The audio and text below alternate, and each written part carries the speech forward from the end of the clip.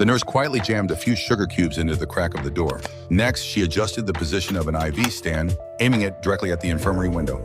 Finally, she lined up boxes of alcohol across the hallway, making the passage narrow and cramped. Her goal for this mission was to take revenge on the hundreds of wounded Japanese soldiers inside the infirmary.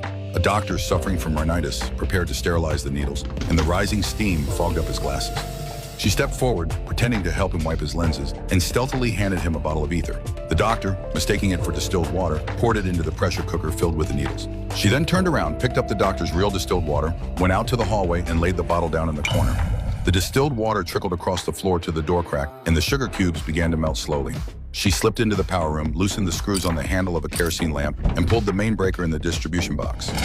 Finally, she drenched the main fuse with water. Everything was now in place. As the sugar cubes in the door crack completely melted, the spring-loaded door, no longer obstructed, snapped back into position. The infirmary window was smashed, and the pressure cooker trap was triggered. Countless needles shot out, striking the wounded Japanese soldiers in the infirmary.